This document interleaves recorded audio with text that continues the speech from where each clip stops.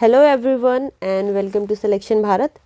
तो काफ़ी टाइम से यूपीएससी की नोटिफिकेशन का वेट हो रहा था और फाइनली यूपीएससी की ऑफिशियल नोटिफिकेशन 2026 के लिए आ चुकी है।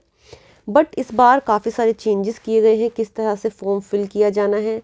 जो यूपीएससी की वेबसाइट है जहाँ पे फॉर्म फिल किया जाता था उसे भी यहाँ पे चेंज किया गया है और हम इस वीडियो में कंप्लीट प्रोसेस को समझने वाले हैं। तो अगर आप भी इस बार यूपीएससी का फॉर्म फिल कर रहे हैं तो फॉर्म फिल करने से पहले इस वीडियो को ज़रूर देखिएगा और इस वीडियो में हम सारी चीज़ें डिस्कस करेंगे। सबसे पहले इंपॉर्टेंट चेंजेस क्या हैं, क्या क्राइटेरिया है और कौन कौन स्टूडेंट्स यहाँ पे इस फॉर्म को फिल कर सकते हैं।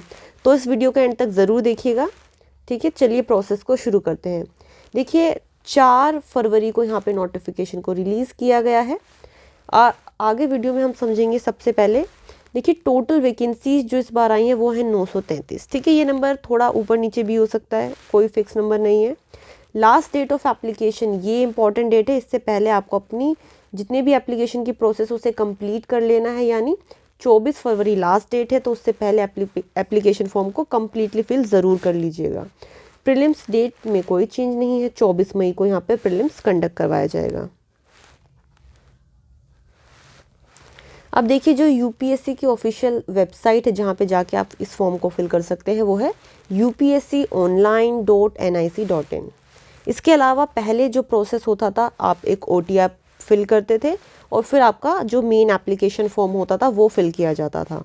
लेकिन इस बार स्टेप्स चेंज हो गए। पहले आपको एक अकाउंट यहाँ पे क्रिएट करना है जब आप इस ऑफिशियल वेबसाइट पे जाएंगे। फिर एक यूआरएन नंबर यानी यूनिवर्सल रजिस्ट्रेशन नंबर आप क्रिएट करेंगे और आने वाले बाकी जो एग्ज़ाम्स रहने वाले हैं यूपीएससी के उसके लिए भी आप सेम ही नंबर को यूज़ करेंगे। फिर एक कॉमन एप्लीकेशन फॉर्म आपसे फिल करवाया जाएगा। नेक्स्ट है फिर एग्ज़ाम स्पेसिफिक, यानी अब यूपीएससी का जो आप सीएससी का एग्ज़ाम देंगे तो सीएससी के अकॉर्डिंग ही एप्लीकेशन फॉर्म आपसे फिल कराया जाएगा। ये है पूरा प्रोसेस जो चेंज हुआ है। नेक्स्ट अब देखिए एक और इम्पॉर्टेंट चीज़, नो करेक्शन विंडो।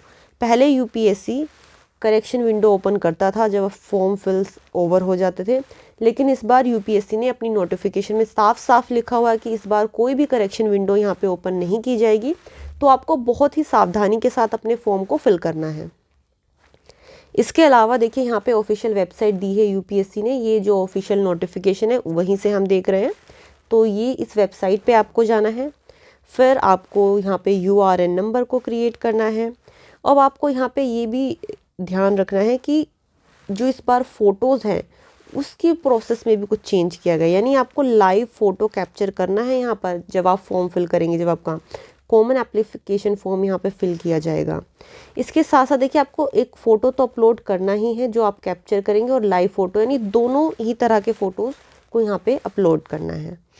सिग्नेचर्स इस बार कैसे अपलोड किए जाने हैं, देखिए तीन सिग्नेचर आपको करने हैं, वन बिलो दी अदर। मान लीजिए ये एक वाइट पेपर है शीट, यहाँ पे आपने एक बार सिग्नेचर किया, फिर सेकंड, फिर थर्ड, और सिग्नेचर करते हुए आपको यूज़ करना है ब्लैक इंक। देखिए ये नोटिफिकेशन में मेंशन है, ये बहुत ही ज़्यादा स्पेसिफिक चीज़ें हैं। अगर आपने एक बार ये फॉर्म फिल कर दिया और फिर आपसे गलती हो गई तो दोबारा आपको ऑप्शन करेक्ट करने का नहीं मिलने वाला है।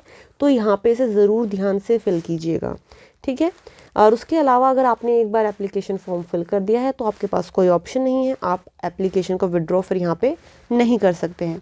कौन कौन सी आईडीज़ यहाँ पे वैलिड हैं अगर आप इस एप्लीकेशन फॉर्म को भर रहे हैं, तो फ़ोटो आईडी के लिए आप आधार कार्ड को यूज़ कर सकते हैं, वोटर आईडी है, पैन कार्ड है, पासपोर्ट है, ड्राइविंग लाइसेंस है, और एनी अदर फ़ोटो आईडी जो भी स्टेट या फिर सेंटर गवर्नमेंट यहाँ पे वैलिडेट करती है, ठीक है।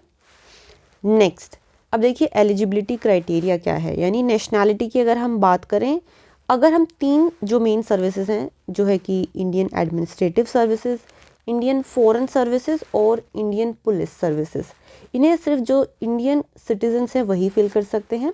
बट जो बाकी कैटेगरीज हैं जैसे आईआरएस हो गया, इसके अलावा कोस्टल सर्विसेज हो गई, पोस्टल सर्विसेज हो गई, यहाँ पे जो सिटीजन्स हैं इंडिया के सिटीजन्स तो ऑब्वियसली भर सकते हैं।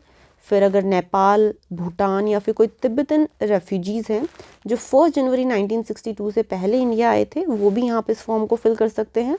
इसके अलावा कुछ पर्सन जो इंडियन ओरिजिन के हैं, बट ये जो गिवन कंट्रीज़ है जैसे पाकिस्तान है, बर्मा है, श्रीलंका है, eastern Africa, Kenya, Uganda, United Republic of Tanzania, Zambia, Malawi, ज़ेरा, इथोपिया, वियतनाम, ये सभी जो परमानेंट बट अब सेटल हो चुके हैं इंडिया में, ये लोग यहाँ पे इस एप्लीकेशन फॉर्म को फिल कर सकते हैं। ठीक है, एज लिमिट की अगर हम बात करें तो मिनिमम एज है 21 ईयर्स, मैक्सिमम एज है 32 ईयर्स।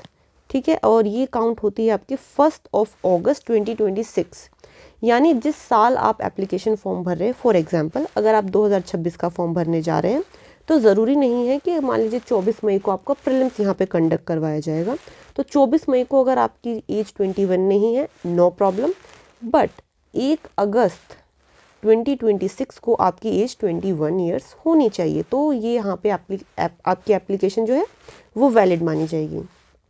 इसके अलावा डिफरेंट कैटेगरीज़ को कुछ यहाँ पे एज रिलैक्सेशन भी मिलता है।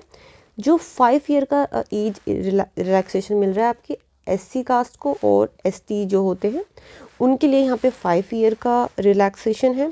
इसके अलावा 3 ईयर का रिलैक्सेशन अगर आप अदर बैकवर्ड क्लास से बिलोंग करते हैं। ठीक है, इसके अलावा जो मैक्सिमम 3 ईयर का और दिया जा रहा है अगर आप किसी डिफेंस सर्विस पर्सनल या कोई disable operation during hostility any foreign countries, तो ये उन लोगों के लिए भी यहाँ पे 3 ईयर का एज रिलैक्सेशन दिया गया है।